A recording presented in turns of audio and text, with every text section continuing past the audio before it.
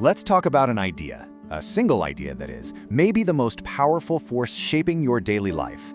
It's an idea that's so deep, so ingrained in our culture, you probably don't even see it as an idea at all. But it's there, and it's time we took a look. I mean, just stop for a second and really ask yourself that. Why is so much of your existence, your time, your energy, your thoughts, organized around this one single thing? You know the rhythm, right? The alarm clock goes off and the race begins. We start measuring our days by what we got done, how productive we were. Our life gets sliced up into these little units of output. And then there's that feeling, that quiet, nagging voice in the back of your head when you just stop.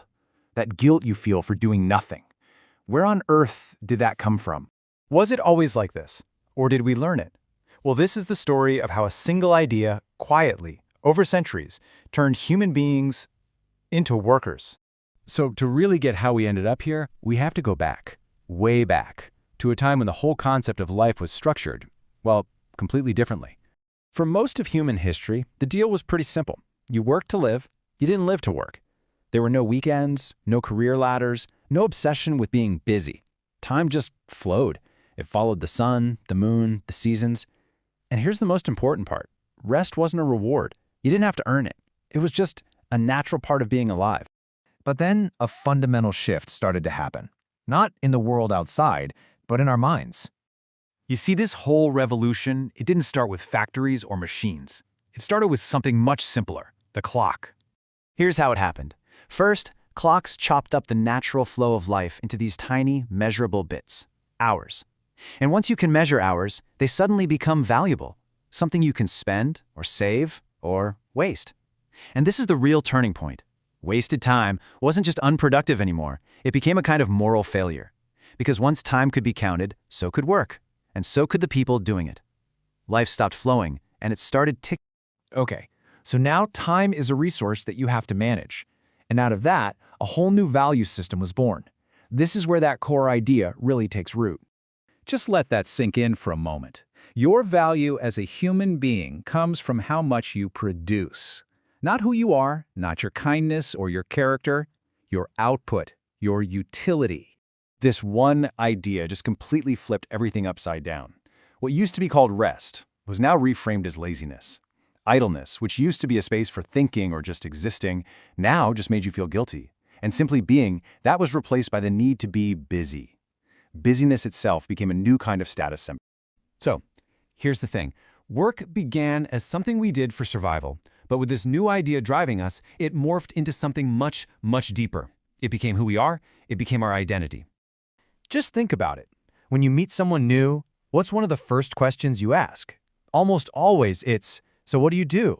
Our jobs became our main label. It's the shortcut we use to understand each other. It's a huge shift from asking, who are you? And that was the ultimate result. Without anyone ever really deciding to, we all just started to build our entire lives, our cities, our families, even our dreams, all around the demands of a job. Which, of course, brings us to today. The system is so deeply built in now that it doesn't need a boss standing over your shoulder. It pretty much runs itself. And this is the really high price we pay. When your personal worth is all tangled up with your productivity, burnout doesn't feel like a problem with the system. It feels like a personal failure. You end up asking yourself, what's wrong with me? Why can't I keep up? Instead of asking, wait, is this pace even human? We don't really need a foreman shouting anymore. Our deadlines do the shouting for us. The constant ping of notifications from our phones does the shouting. And maybe the most powerful commander of all is our own internal pressure to just keep going, to be productive.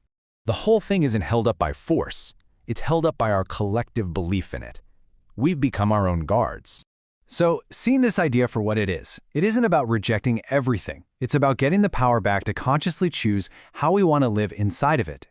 Look, this isn't a call to quit your job and go live in the woods. It's just a call to be aware, to step back for a second and ask a much better, much more important question about what work is actually for. And that's really the question, isn't it? In your own life, right now, is your work a tool that helps you build a life you want? Or has your life become fuel to serve your work? So the next time you feel that little twinge of guilt because you're resting, because you're taking a moment to just exist without making or doing anything, I want you to remember this. That feeling, it isn't natural. It's not a part of you. It was taught. You know, an idea like this, it only has power as long as it stays invisible. But the thing is, now you see it. And seeing it, well, that's the first step to deciding what part it's going to play in your story.